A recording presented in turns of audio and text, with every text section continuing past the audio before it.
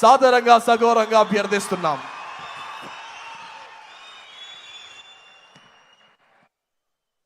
గురు బ్రహ్మ గురు విష్ణు గురుదేవో మహేశ్వర గురు సాక్షాత్ పరబ్రహ్మ తస్మై శ్రీ గురువే నమః.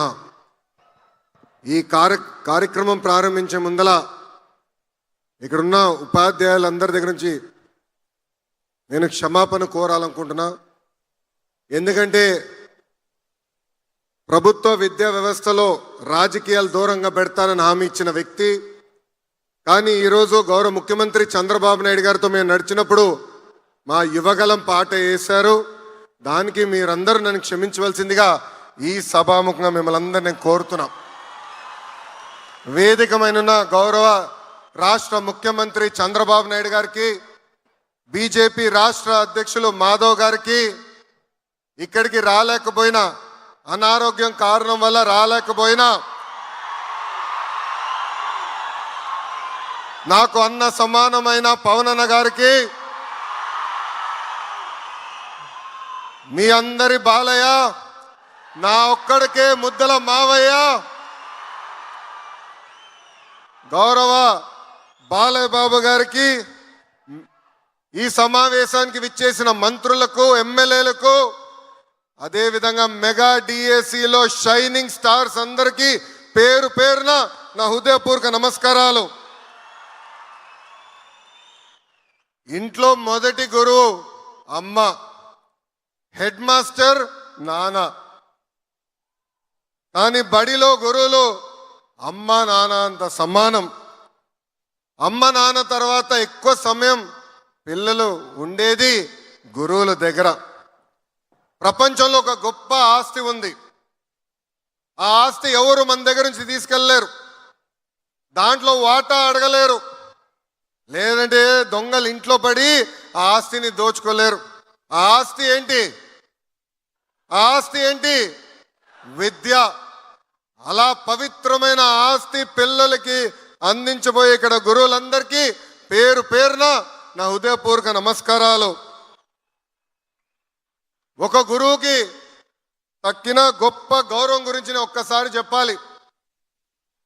కరెక్ట్గా అక్టోబర్ 3, 1996లో ఆనాటి రాష్ట్రపతి శంకర్ దయాళ్ శర్మ గారు ఒమాన్కి వెళ్ళారు. మస్కట్ ఎయిర్పోర్ట్లో ఆయన విమానం ల్యాండ్ అవుతున్న సమయంలో అక్కడ ఒమాన్ రాజు కబూస్ బిన్ సాయద్ గారు ఏకంగా కార్ వేసుకుని ఎయిర్పోర్ట్కి వెళ్ళారు. అక్కడున్న ప్రోటోకాల్ అందరూ కంగారు పడ్డారు, మేమేమైనా తప్పు చేశామా, అదేంటి ఏకంగా రాజుగారే ఇక్కడికి వస్తున్నారని. ప్లేన్ వరకు వెళ్ళారు. శంకర్ దయాళ్ శర్మ గారు దిగిన తర్వాత ఆయన కారులో ఎక్కించుకుని రాజుగారు స్వయంగా ఆయన ఇంటికి ఆ కారుని నడుపుకుంటూ తీసుకెళ్ళి ఇంటికి తీసుకెళ్లారు.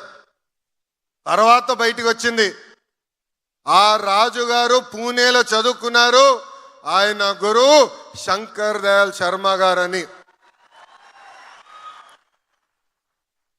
దేవుడు గురువు ఒక్కసారి కంపడితే గురువుకే నమస్కారం పెడతానన్నారు గురువు కబీర్ దాస్ గారు.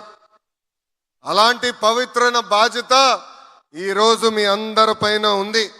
అదే గురువులు గొప్పతనం. దేశానికి అధినేత అయినా గురువు దగ్గర మాటలు పడాల్సిందే. రాజకీయ నాయకుడైనా, ఫిలిం స్టార్ అయినా, ఒక పారిశ్రామికవేత్త అయినా, వరల్డ్స్ రిచెస్ట్ మ్యాన్ అయినా మీ దగ్గరికి వచ్చి పాఠాలు చెప్పించుకోవాల్సిందే.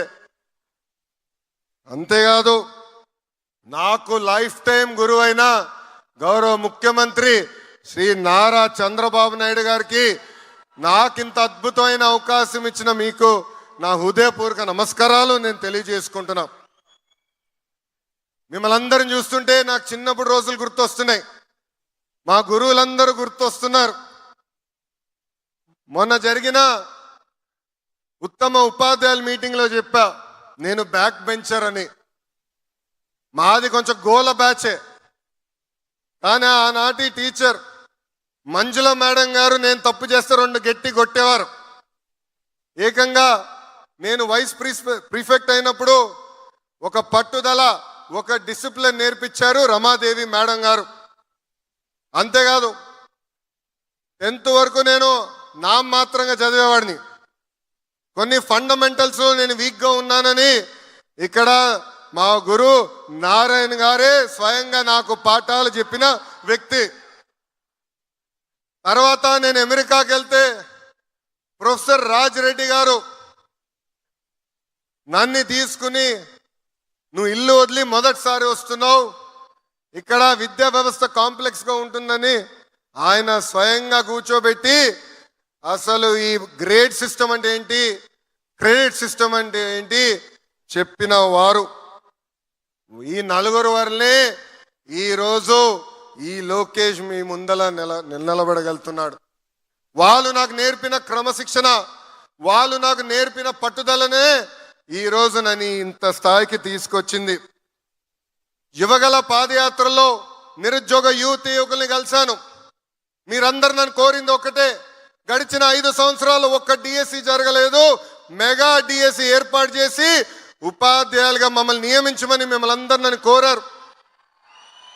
ఆనాడు చెప్పా, ఓపిక పట్టండి, కూటమి ప్రభుత్వ అధికారంలోకి వస్తుంది, తొలి సంతకం చంద్రబాబు నాయుడు గారు మెగా డిఎస్సి మీద పెడతారని. చాలా మంది అన్నారు, ఈ మెగా డిఎస్సి అవుతుందా, ఈ మెగా డిఎస్సిని మేము ఆపి చూపిస్తామని. వాళ్ళకి ఒక్క విషయం అర్థం అవట్లా. సిబిఎన్ అంటే డిఎస్సి, డిఎస్సి అంటే సిబిఎన్. ఆంధ్ర రాష్ట్రంలో 17 డిఎస్సీలు జరిగితే దాంట్లో 14 డిఎస్సీలు ఏకంగా తెలుగుదేశం పార్టీ అధికారంలో ఉన్నప్పుడు నిర్వహించాం. సుమారుగా 2 లక్షల మంది ఉపాధ్యాయులు తెలుగుదేశం పార్టీ అధికారంలో ఉన్నప్పుడు నియమిస్తాం జరిగింది. మన ఉత్తమ ఉపాధ్యాయుల మీటింగ్కి వెళ్తే అక్కడ గౌరవ ముఖ్యమంత్రి గారు అడిగారు, తెలుగుదేశం పార్టీ హయాంలో ఉపాధ్యాయులుగా నియమైన వాళ్ళని అందరినీ నుంచోమంటే 99% మంది ఆనాడు నుంచునే పరిస్థితి.